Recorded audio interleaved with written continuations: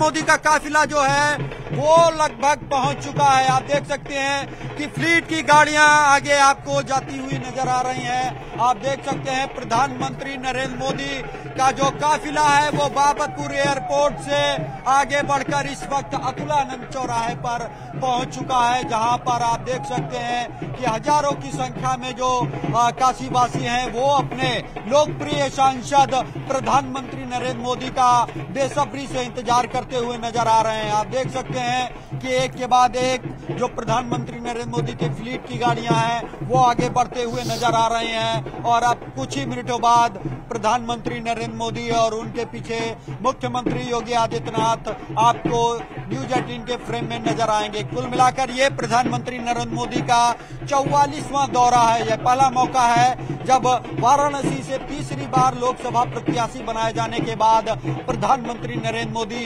अपने संसदीय क्षेत्र काशी वाराणसी के दौरे पर पहुंच रहे हैं और यही कारण है कि प्रधानमंत्री नरेंद्र मोदी सबसे पहले अपने संसदीय क्षेत्र की जनता का अभिवादन करते हुए बाबा काशी विश्वनाथ की नगरी में पहुंचकर बाबा काशी विश्वनाथ का दर्शन करेंगे, पूजन करेंगे और उसके बाद मिशन 2024 लोकसभा चुनाव की तैयारियों के लिए बीजेपी के कार्यकर्ताओं और नेताओं के साथ अहम बैठक भी करेंगे। उससे पहले आप देख सकते हैं कि क्योंकि प्रधानमंत्री नरेंद्र मोदी का काफिला जो है वो लगातार आगे बढ़ता हुआ नजर आ रहा है और कुछ ही सेकंड्स में अब वो आपको वाराणसी शहर में एंटर करता हुआ नजर आएगा। आप देख सकते हैं कि जो पीएम की फ्लीट है वो इस वक्त अतुलानंद चौराहे की ओर बढ़ती हुई नजर आ रही है। ये फ्लीट की पहली गाड़ी थी, उसके बाद प्रधानमंत्री नरेंद्र मोदी का काफिला आपको नजर आएगा। इस दौरान प्रधानमंत्री नरेंद्र मोदी खुद अभिवादन करते हुए नजर आएंगे। बिल्कुल बिल्कुल, और आप पल पल की अपडेट हमारे दर्शकों को दे रहे हैं। साथ ही हमारे साथ उपेंद्र भी जुड़े हुए हैं। कुल मिलाकर 2024 का चुनावी घमासान शुरू हो चुका है और प्रधानमंत्री मोदी आज काशी में भव्य रोड शो कर रहे हैं। उसी के जरिए इसका शंखनाद हो रहा है। यहाँ करीब 28 किलोमीटर तक जनता का अभिवादन स्वीकार कर रहे हैं इस वक्त प्रधानमंत्री मोदी, उसी रूट पर आगे बढ़ रहे हैं। तो वहीं मुख्यमंत्री योगी आदित्यनाथ लगातार पूर्वांचल में विकास योजनाएं जनता को सौंप रहे हैं, जबकि अखिलेश यादव प्रधानमंत्री मोदी पर हमले के जरिए जनता को लुभाने की कोशिश में है। आज प्रधानमंत्री मोदी पर विवादित बयान देते हुए अखिलेश यादव ने उनकी तुलना हिटलर से कर दी और फिर बीजेपी ने इसको उनकी हार की हताशा बताया। बीजेपी ने कहा अखिलेश यादव का मानसिक संतुलन बिगड़ चुका है। दूसरी तरफ मायावती ने आज एक बार फिर से स्पष्ट किया, विपक्षी गठबंधन को बड़ा झटका दिया और ऐलान किया कि 24 का चुनाव बसपा अकेले ही लड़ेगी, किसी के साथ गठबंधन नहीं करेगी, अकेले चुनावी दम पर मैदान में खड़ी रहेगी। तो कुल मिलाकर ये लाइव तस्वीरें हमें आज काशी से मिल रही हैं। 28 किलोमीटर लंबा रोड शो। आप देखिए किस तरह प्रधानमंत्री के स्वागत के लिए काशी तैयार है। लोक नृत्य प्रस्तुत किए जा रहे हैं, स्वागत में बैंड चलाया जा रहा है, अलग अलग धुनें बजाई जा रही हैं, वैदिक मंत्रोच्चार वहां पर हो रहा है और लोगों में जबरदस्त उत्साह देखने को मिल रहा है। और प्रधानमंत्री मोदी, जिस तरह हमने हमेशा देखा कि जब भी रोड शोज होते हैं या उनका काफिला वहां से गुजरता है, वो जनता उत्साह, उनका अभिवादन जरूर स्वीकार करते हैं। और ये फ्लीट है, उसमें गाड़ी आप देख रहे हैं प्रधानमंत्री मोदी की, हाथ जोड़कर वो सबका अभिवादन स्वीकार कर रहे हैं। लोग उनके ऊपर फूल बरसा रहे हैं। सड़क के दोनों ओर भारी तादाद में भाजपा कार्यकर्ता और काशी की आम जनता भी है, जिसका कहना है कि प्रधानमंत्री मोदी उनके यहां से सिर्फ सांसद नहीं बल्कि उनके अभिभावक की तरह हैं। और जब से कैंडिडेचर अनाउंस हुआ है प्रधानमंत्री मोदी का कि वो वाराणसी से इस बार फिर से चुनाव लड़ने जा रहे हैं, उसके बाद ये उनका पहला वाराणसी दौरा है। एयरपोर्ट से निकलने के बाद 28 किलोमीटर का ये रोड शो, उसके बाद काशी विश्वनाथ मंदिर, पूजा अर्चना और फिर जरूरी मीटिंग्स का दौर शुरू होगा। और इस पर चर्चा के लिए हमारे साथ गेस्ट पैनल लगातार जुड़ा हुआ है। हमारे साथ डॉक्टर कौशल कांत मिश्रा है, बीजेपी प्रवक्ता। हमारे साथ अनुराग भदौरिया जी जुड़ गए हैं, समाजवादी पार्टी के प्रवक्ता। सचिन रावत जी, स्पोक्स पर्सन कांग्रेस, हमारे साथ हैं। प्रोफेसर गंगा सहाय हमारे बीच में है, दलित चिंतक। और अखिलेश मिश्रा जी, वरिष्ठ पत्रकार, हमारे साथ हैं। आप सभी मेहमानों का बहुत बहुत स्वागत है। तो सबसे पहले अनुराग भदौरिया जी, आप ही से लेते हैं। आज अखिलेश यादव ने प्रेस कॉन्फ्रेंस की और उनका बयान हमने देखा, हिटलर से तुलना उन्होंने की। और दूसरी तरफ ये तस्वीरें देखिए, पूर्वांचल का न सिर्फ ये दौरा है बल्कि रणनीतिक रूप से भी इसे बहुत अहम माना जा रहा है। 24 के चुनाव की हुंकार काशी से प्रधानमंत्री मोदी ने भरी है। लोगों का उत्साह देखिए।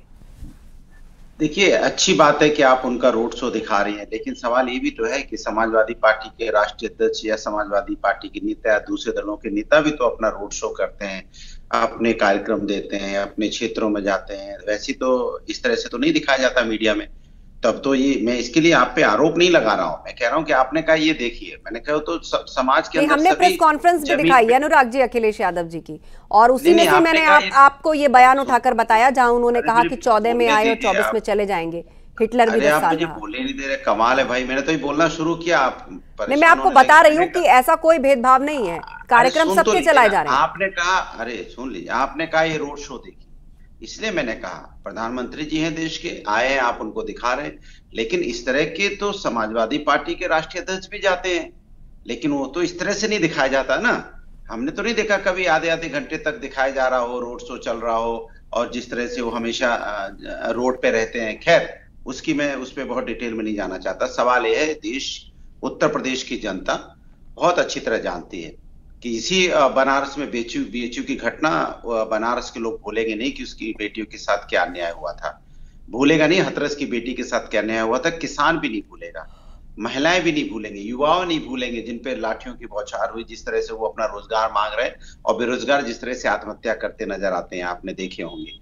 तो ये बेरोजगार कैसे भूल जाएगा, महंगाई जिससे जो लोग जूझ रहे हैं वो कैसे भूल जाएंगे। सवाल तो ये था ना कि जब ये सरकार में आए थे तो कहा था किसान की इनकम दुगनी होगी, क्या हो गई? क्या हर किसी को रोजगार देने की बात थी, क्या रोजगार मिल गया? आज 70,000 शिक्षक भर्ती बेचारे आज तक अपना अधिकार मांगते घूम रहे हैं, आज तक अपॉइंटमेंट लेटर मांग रहे हैं, आज भी मंत्री के घर के दरवाजे जाके धरना देते हैं। क्यों नहीं भाई? ये यूथ तो उत्तर प्रदेश का ही है, ये यूथ कोई अमेरिका का थोड़ी है, न किसी दूसरे देश का है, ये तो अपने ही उत्तर प्रदेश का यूथ है। इसको क्यों नहीं रोजगार दे देते, क्यों नहीं अपॉइंटमेंट लेटर दे देते? क्यों यूथ का जो जिस तरह पेपर लीक हो रहे हैं लगातार, क्यों लीक हो रहे हैं भाई? आपको पता है एक छात्र अपने गांव से उसको जो पैसा मिलता है, कहीं शहर में रहता है, 2 लाख रुपए साल के खर्च होते हैं उसको तैयारी करने में मिनिमम, और वो खेत बेच के उसके पिताजी देते हैं, या कैसे कैसे करके फसल बेच के देते होंगे। लेकिन जब पर्चा लीक हो जाता है फिर दोबारा से उसे तैयारी करनी पड़ती है, वो पैसा कहां से आएगा? जवाब डॉक्टर कौशल कांत मिश्रा जी। वो तो नहीं तैयारी कर पाएगा। ये तो चिंता का विषय है ना। देखिए, एक तरफ बात है कि पॉलिटिक्स ऑफ परफॉर्मेंस की बात करते हैं मोदी जी, जहां पर उन्होंने काम करके दिखाया है, डिलीवर करके दिखाया है। दूसरी तरफ ये पीडीए का नारा लेके आते हैं, और इनके पीडीए का फुल फॉर्म है परिवार डेवलपमेंट अलायंस। ये केवल कुछ परिवारों के डेवलपमेंट के लिए काम करने की कोशिश करते हैं। इसी को ये अपना पीडीए फॉर्मूला बना करके प्रदेश की जनता और देश की जनता के सामने रख रहे हैं। अगर मोदी जी की बात करें तो आज मोदी जी की सरकार जिस स्पीड और जिस स्केल से काम कर रही है, उसकी अगर मैं चर्चा करना चाहूं तो मोदी जी ने पिछले 75 दिनों में 90 लाख करोड़ रुपए के प्रोजेक्ट का लोकार्पण किया है या शिलान्यास किया है। 90 लाख करोड़ का मतलब लोकार्पण और शिलान्यास दोनों किया है, यानी 90 लाख करोड़ का मतलब है 110 बिलियन डॉलर। 110 बिलियन डॉलर मतलब 66 देशों की इकोनॉमी का टोटल सालाना बजट है, इतना जितने का वो पिछले 75 दिनों में लोकार्पण कर चुके हैं। आप डेवलपमेंट की बात कर रहे थे ना, हमारा डेवलपमेंट नजर आता है धरातल पे। पिछले 75 दिनों में सुनिए ना, पिछले 75 दिनों की बता रहा हूँ, पिछले 75 दिनों में 7 बने हैं, 4 मेडिकल कॉलेज बने हैं, 6 नेशनल रिसर्च लैब बने हैं, 3 IIM बने हैं, 10 IIM वो गिनवा रहे जो आप पूछ रहे हैं, वो गिनवा रहे, उन्हें बोलने दीजिए। ट्रिपल IT बने हैं, 2 ICSR बने हैं, 10 सेंटर स्कूल का शिलान्यास किया है, 1800 करोड़ के स्पेस इंफ्रास्ट्रक्चर बने हैं, 54 पावर प्रोजेक्ट का उद्घाटन हुआ है। खाली मार्केटिंग इवेंट करने से नहीं होगा कि आपने इन्वेस्टमेंट की थी और लाखों करोड़ का इन्वेस्टमेंट आ गया, पेपरों में आ गया, फाइलों में आ गया, लेकिन धरातल पे कहाँ है बताइए ना? धरातल पे होता तो वो आप जो धरना दे रहे हैं बेरोजगारों कहाँ के हैं? झारखंड में बेरोजगार क्या? ठीक है, आपसी वाद विवाद में मत उलझिए। वो उत्तर प्रदेश के बेरोजगार हैं, वो धरना दे रहे हैं, वो क्यों दे रहे हैं? मैं कांग्रेस को लेकर आना चाहूंगी डिबेट में। आप दोनों ने अपने अपने जवाब दिए, मैं कांग्रेस को लेकर आना चाहूंगी डिबेट में। हमारे साथ सचिन रावत जी हैं, कांग्रेस के प्रवक्ता। सचिन रावत जी, ठीक है, कौशल कांत जी, अनुराग जी, आप दोनों ने अपनी बात रखी, मैं कांग्रेस को लेकर आना चाहूंगी डिबेट में। एक बार सभी पैनलिस्ट अपनी अपनी बात रख लें। सचिन जी, ये बताइए, क्या कांग्रेस ने उत्तर प्रदेश से अपना पैकअप कर लिया है? क्या आपकी पार्टी के शीर्ष नेतृत्व का कोई भी चेहरा उत्तर प्रदेश से चुनाव लड़ेगा?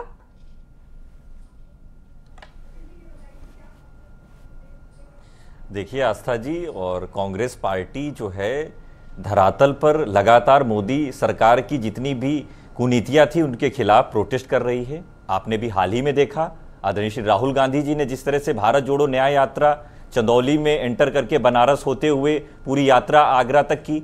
हम लोग लगातार संघर्ष कर रहे हैं, और जहां तक शीर्ष नेतृत्व की बात है, अभी देखिएगा हाल ही में हमारे जितने भी शीर्ष नेतृत्व हैं, नेता हैं, सभी चुनाव लड़ेंगे। ये हमारा आधिकारिक मामला है, हमारे इलेक्शन अथॉरिटी है, जो कमेटी है वो तय करेगी। लेकिन अभी कौशल कांत मिश्रा जी कह रहे थे कि हमारी सरकार बहुत स्पीड में काम करती है। जब भी कोई गाड़ी स्पीड में होती है, सरकार स्पीड में होती है, तो हमेशा एक्सीडेंट होते हैं। एक्सीडेंट के नाम पर इन लोगों ने जिस तरह से पेपर लीक किया, एक्सीडेंट के नाम पर जिस तरह से लगातार अपराध हो रहे हैं, एक्सीडेंट के नाम पर जिस तरह से आपने देखा होगा कि बेरोजगारी हो गई, जिस तरह से महंगाई हो गई, ये सब इस तरह काम नहीं होते हैं जिस तरह से किए जा रहे हैं। ठीक है, प्रधानमंत्री जी का संसदीय क्षेत्र है बनारस, वो अपना रोड शो कर रहे हैं, अच्छी बात है, आपका चैनल भी दिखा रहा है।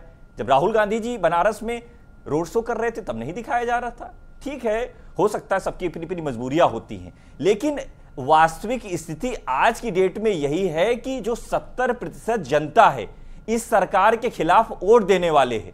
अब प्रधानमंत्री जी रोड शो कर ले, गृह मंत्री जी रोड शो कर ले, भारतीय जनता पार्टी का नेतृत्व रोड शो कर ले, अब नहीं चलने वाला है।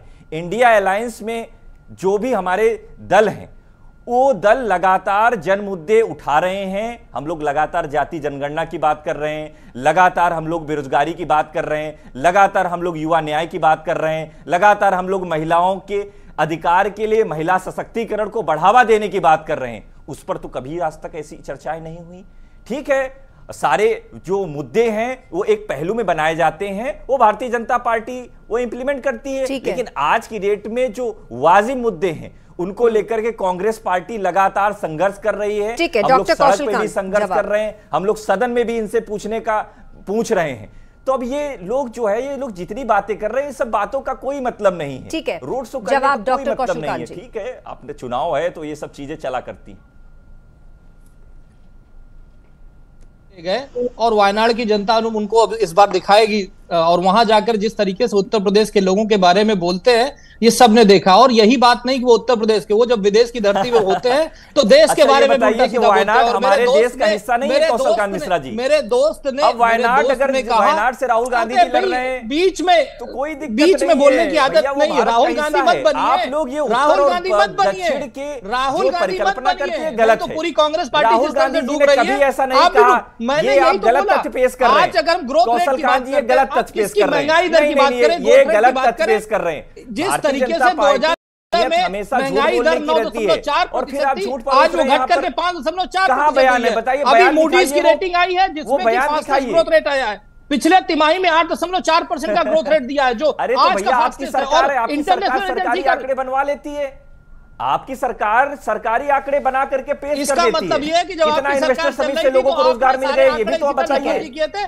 इसी वजह से आपको देश की जनता ने आईना दिखाया। आपकी सरकार तो बना रही है, एक एक करके जो बातें आपकी सरकार तो बना रही है, खड़े होकर के बोलते थे हम 1 रुपया भेजते हैं, 85 पैसे कांग्रेसी खा जाते हैं, केवल 15 पैसे गरीब के पास पहुंचते थे। मुझे लगा कौशल कांत जी अभी की बात करेंगे, फिर इतिहास में चले गए, पूरे का पूरा पैसा जा रहा है, राजीव जी को याद करने लगे, इंदिरा जी को याद करने लगे। 34 मोदी जी का डीबीटी गरीबों के अकाउंट में गया है, 11 करोड़ लोगों को नल से जल मिला है। 10 साल में क्या आपने डिलीवर किया, इसका श्वेत पत्र जारी करिए। 3.9% जारी करिए, 10 साल में आपने क्या ठीक किया है। आप दोनों शांत हो जाइए, आप दोनों शांत हो जाइए। ताजा तस्वीरें काशी से हैं, 28 किलोमीटर का रोड शो और कुल 38 जगह ऐसी हैं जहां पर स्वागत पॉइंट बनाए गए हैं और अलग अलग तरीके से काशी की जनता और बीजेपी कार्यकर्ता प्रधानमंत्री का इस वक्त स्वागत कर रहे हैं। दलित चिंतक प्रोफेसर गंगा सहाय भी हमारे बीच में है। प्रोफेसर गंगा सहाय, आप इस चीज को कैसे देखते हैं? दलितों के लिए बीजेपी भी अपना दावा कर रही है और आज बहन जी ने कहा है कि किसी के साथ गठबंधन नहीं हो रहा है। INDIA को लेकर चर्चा थी, कांग्रेस को लेकर चर्चा थी, या तीसरे मोर्चे को लेकर जो बात थी, उन्होंने कहा कि किसी के साथ गठबंधन नहीं हो रहा है, ये सब अफवाह है, अकेले अपने दम पर मैदान में। पर ये तो हर बार चुनावों में होता है और नतीजा भी हमने देखा है। देखिए, वंचितों की नजर से इस चुनाव को देखे तो मुझे कोई बहुत उम्मीद है इस चुनाव से नहीं है कि कोई पार्टी उनके सवालों को उठाएगी और अपने मुख्य मुद्दे में शामिल करेगी। सभी लोग दावा करते हैं और उनको एक वोट बैंक की तरह इस्तेमाल करने की कोशिश करते हैं, लेकिन ये दुर्भाग्यपूर्ण है कि बहन जी भी कोई स्टैंड नहीं ले पा रही हैं और वे मेरे ख्याल से अभी इसी स्थिति में, जो मैं लगातार पहले भी कहता रहा हूँ कि वो स्वतंत्र चुनाव लड़ने की बात इसलिए कर रही है कि वो भाजपा गठबंधन को फायदा पहुंचाना चाहते हैं, क्योंकि जो उनको वोट देने वाले लोग हैं वो ज्यादातर लोग भाजपा के विरोध के लोग हैं और अगर वो स्वतंत्र चुनाव लड़ेंगे तो निश्चित तौर पर इंडिया गठबंधन का नुकसान होगा और भाजपा का फायदा होगा। लेकिन उससे भी कोई फर्क नहीं पड़ता अगर बहन जी स्वतंत्र रूप से चुनाव लड़े या वो कोई और नया गठबंधन बना ले, क्योंकि वास्तव में जब तक जमीनी आंदोलनों से राजनीति नहीं निकलेगी तब तक वंचितों का हित नहीं होगा। और अभी इस चुनाव में आप ये कहना चाहते हैं कि बहन जी जानबूझकर बीजेपी गठबंधन यानी एनडीए को फायदा पहुंचाने के लिए इस तरह का स्टैंड ले रहे हैं, ये आपका आकलन है? बिल्कुल ऐसा ही प्रतीत हो रहा है। डॉक्टर कौशल कांत इसका जवाब देना चाहते हैं, बोलिए। कहना चाहता हूं, जब लाभार्थी बनाए गए हैं उसमें न कोई जाति देखा गया न कभी धर्म देखा गया है। आज मोदी जी ने जातियों की परिभाषा बदल दी है, उनके लिए सिर्फ 4 जातियां हैं, गरीब, जवान, किसान और महिला। और लाभार्थियों की जो योजनाएं अगर हम उनकी बात करें तो वही अंत्योदय पिछली सबसे दूर खड़े कतार के लोग हैं, जिनकी मेरे दोस्त बात कर रहे हैं, जिनकी दोस्त बात कर रहे हैं। और मैं बता दूं जिस तरीके से 10 करोड़ लोगों को एलपीजी गैस दिया गया है।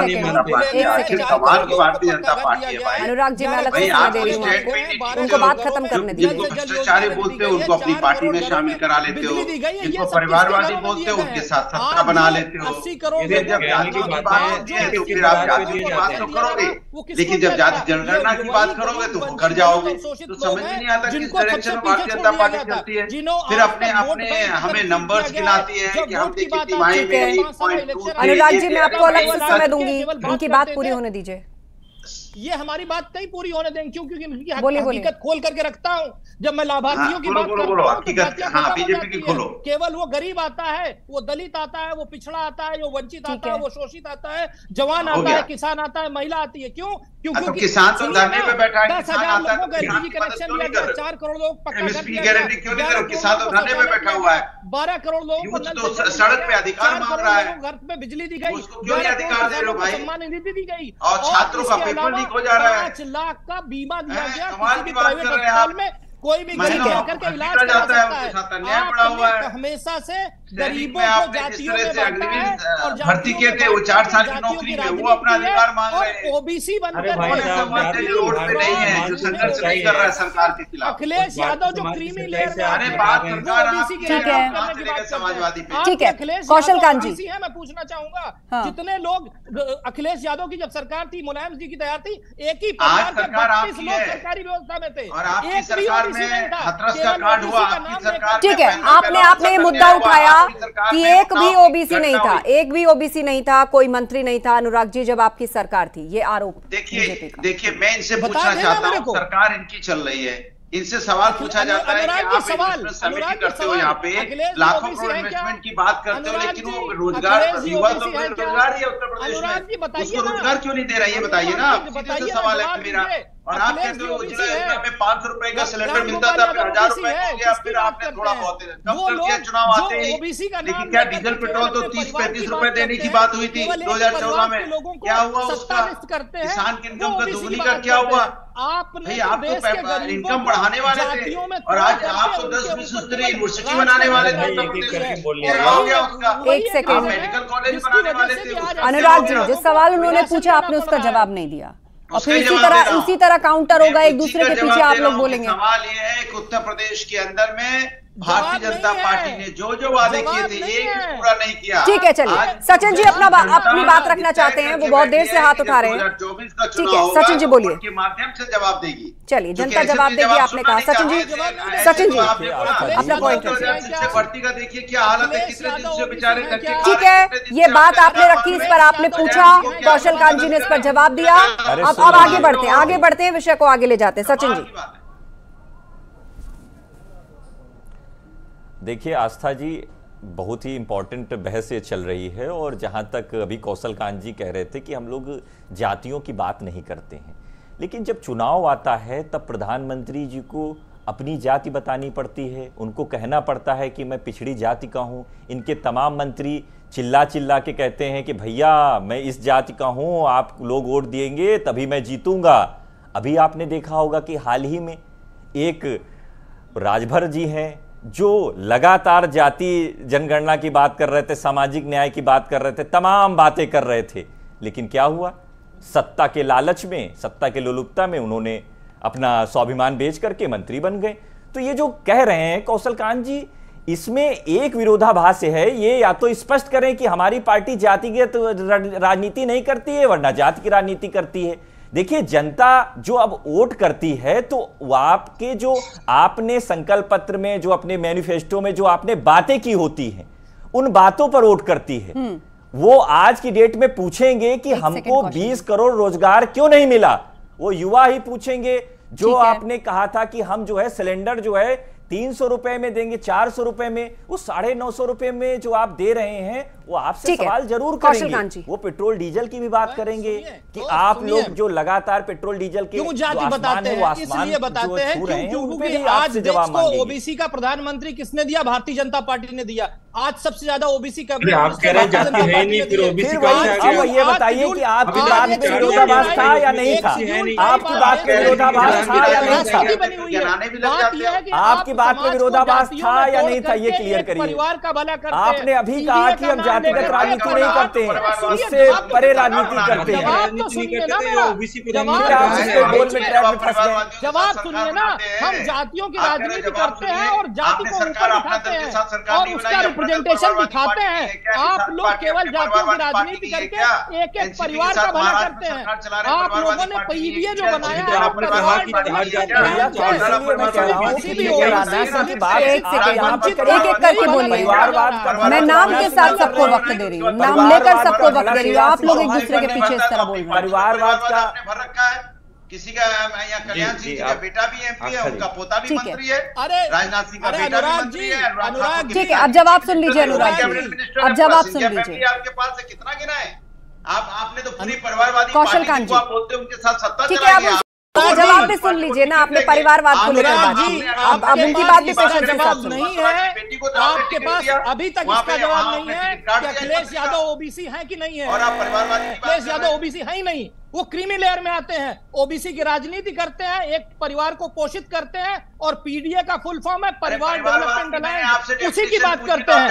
आज अगर हम मोदी जी की बात करते हैं और भारतीय जनता पार्टी की बात करते हैं, उसकी पॉलिसी है सबका साथ, सबका विकास, सबका प्रयास, सबका विकास। और सारी जातियों का, अगर हम ओबीसी की बात करें, दलितों की बात करें, सबसे ज्यादा ओबीसी के मंत्री, कैबिनेट मंत्री, ओबीसी का प्रधानमंत्री, शेड्यूल्ड ट्राइब महिला। देखिए लास्ट 2.5 मिनट है मेरे पास। हर जातियों का रिप्रेजेंटेशन बिना रिजर्वेशन के भारतीय जनता पार्टी ने सभी को दिया है। यही होता है रियल समाजवाद। आप समाजवाद का ढोंग करके परिवारवाद का एक परिवार का भला करते हैं। 32 लोगों के परिवार केवल सत्ता में रहता है, कोई दूसरी जाति या कोई स्वराज जी की बेटी को टिकट ना दे रहे नहीं आता। हिटलर साहब की आप बात कर रहे थे, जब लोगों को सड़क पर दौड़ा करके गोलियां मारी जाती थी, तब हिटलर साई नहीं थी। जब कृष्णानंद राय के ऊपर 700 राउंड गोलियां चली थी, तब हिटलर साई नहीं थी। जब आजम खान के कुत्ते से हाथ मिलाते थे। ठीक है, आप दोनों शांत हो जाइए, विषय को मत भटकाइए, विषय को मत भटकाइए। बड़ा सवाल यहाँ ये है कि क्या 2024 की चाबी विकास वर्सेस बयानबाजी इसी फॉर्मूले से निकलने जा रही? प्रोफेसर गंगा सहाय। मेरे ख्याल से विकास और इसमें से चुनना है बयानबाजी, तो इससे बेहतर है कि हमें एक समावेशी लोकतंत्र के निर्माण की तरफ बढ़ना चाहिए। क्योंकि पिछले वर्षों में जो सबसे कमजोरी आई है हमारे लोकतंत्र में, कि इसमें कुछ लोगों का विश्वास घटा है, कुछ लोग उसको एसोसिएट महसूस नहीं करते। तो जो भी पार्टी सत्ता में आए, सबको समावेशी लोकतंत्र के निर्माण के लिए कोशिश करनी चाहिए। सभी लोग महसूस करें कि सरकार है और हमारे समुदाय के, हमारे तबके के मुद्दे भी इसमें शामिल है, हमारे प्रश्न शामिल हैं और उनका जरूर हल मिलेगा। समावेशी लोकतंत्र की तरफ बढ़ें। ठीक है, कौशल कांत जी, विकास वर्सेस बयानबाजी। हाँ, विकास की बातें तो अभी हमने बताना शुरू की थी, सिर्फ 75 दिन का बताया, तो 75 दिन का जो विकास इतना था कि 68 देशों की जीडीपी का जो इतनी होती उतना विकास मोदी जी ने पिछले सिर्फ 75 दिनों में किया था। ये तो विकास की बात है। फ्रेजाइल 5 इकोनॉमी, टॉप 5 इकोनॉमी की बात कर रहे हैं और तीसरी इकोनॉमी बनाने का वादा कर रहे हैं और 2047 तक देश को विश्व गुरु बना करके डेवलप कंट्री में लाने की बात करते हैं। ये विकास की बात करते हैं। ये केवल इनका केवल एक नारा है कि किसी तरीके से मोदी जी को सत्ता में आने से रोके। एक तरफ ये 5 साल अपने जोड़ जुगाड़ की सरकार चलाने की बात करते हैं, दूसरी तरफ हम पूरे देश को विकसित राष्ट्र बनाने की बात बात करते हैं। और उस 25 सालों में के ऊपर बयान पर आपसे सालों के सवाल पूछा था, ऊपर उस पर आपने अगले जवाब नहीं दिया। 1000 सालों के भविष्य की कल्पना करने का काम मोदी जी की विकासवादी सरकार करती है, और ये लोग केवल और केवल पीडीए बनाकर। ठीक है, चलिए लास्ट 1 मिनट का वक्त है और मेरा सवाल अनुराग जी आपसे, अनुराग जी प्रधानमंत्री मोदी को लेकर जब जब अनर्गल बयानबाजी हुई है या उनके लिए किसी गलत शब्द का इस्तेमाल हुआ है तो उसका असर चुनाव नतीजों में देखा है हमने। आज आप लोगों ने उनको हिटलर कह दिया, अब क्या भारी पड़ेगा ये बयान? मैं आपसे कहता हूँ भारतीय जनता पार्टी में सीधी सी बात बता रहा हूँ ना, भारतीय जनता पार्टी का विकास गिना रहा था ना, नजर नहीं आ इनका विकास क्या है? आजम खान के कुत्ते से प्रदेश का चीफ मिनिस्टर हाथ मिलाता था, तब हिटलर साइड नजर नहीं आती थी। जब बेरोजगारी का विकास, महंगाई का विकास, जान भी मार दी जाती थी और उसकी एफआईआर भी नहीं होती थी, तब हिटलर साइड नहीं होती थी।